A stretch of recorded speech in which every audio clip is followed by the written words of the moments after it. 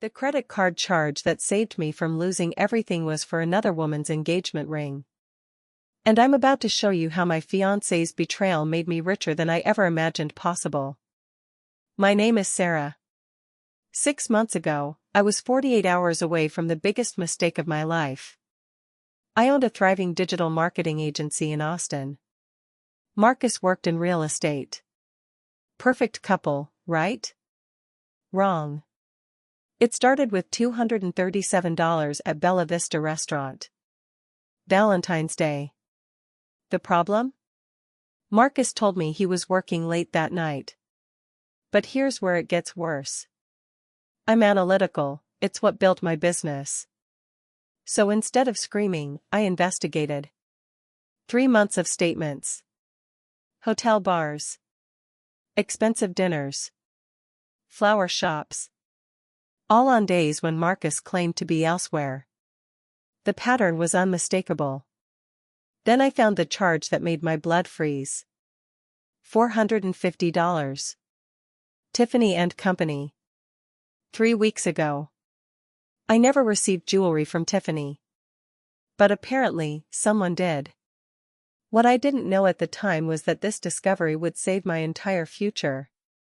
Instead of confronting him, something whispered, "Protect yourself first." In business, you learn to expect betrayal and always have an exit strategy. I just never thought I'd need one for marriage. I hired a private investigator. Not for drama, for evidence that would hold up legally. Because here's what I realized, if Marcus could deceive me this completely, what else was he hiding? And how could I protect everything I'd built from someone I'd trusted with my life? While playing the perfect fiancé, I quietly consulted Rebecca Chen, a family attorney who gave me advice that literally saved my fortune. She helped me understand something terrifying. Getting married without proper legal protection could have cost me everything. Wait until you hear what happened next. The investigation results came back 2 weeks later. Marcus wasn't just having an affair, he was living a complete double life. Jessica, 26, paralegal at his firm. 8 months together. 8 months. Exactly when we got engaged. But here's the part that turned my heartbreak into ice-cold strategy. James discovered Marcus had been discussing my business with Jessica. My client list. My revenue. My expansion plans. He wasn't just cheating, he was positioning my success as their future together. That's when everything changed. I spent the next month quietly restructuring everything. New LLC with ironclad protection. Documented every premarital asset. Separate bank accounts. All while planning our wedding with a smile. Marcus never suspected. Too busy sneaking around to notice his meal tickets slipping away. Every evening, elaborate stories about client meetings. I'd nod and ask about his day, knowing exactly where he'd been and who he'd been with. The lies were almost impressive in their creativity. 2 months before the wedding, I was ready. Every asset protected. Every legal loophole closed. My attorney had prepared what she called the nuclear option. It was time. I chose a Thursday evening. Marcus came home from another client dinner, actually Jessica at the downtown steakhouse. I was sitting at our kitchen table with wine and a manila folder. "We need to talk." "About what?" he asked, loosening the tie I'd bought him for Christmas. "About Jessica. About the $8,000 you've spent on her with our credit card. About the engagement ring you bought her." His face went white like someone had drained his blood. And then something happened that changed everything. He didn't just deny it, he tried to blame me. Too focused on work.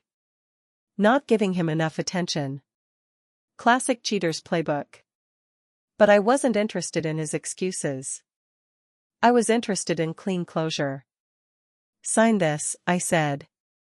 "It states you have no claim to my business, my assets, or anything I owned before us. And if I don't? Then I release all this evidence to your employer, your family, and Jessica's husband." Yes, she was married too. James had been thorough. Marcus signed without another word. Moved out that weekend. Wedding cancelled. I told everyone it was mutual. But here's where the story gets incredible. Without the energy drain of managing a relationship built on lies, my business exploded. Within 3 months, 2 major corporate clients. Within 6 months, revenue doubled. The legal protections from my divorce actually helped me secure better partnerships. My betrayal became my breakthrough.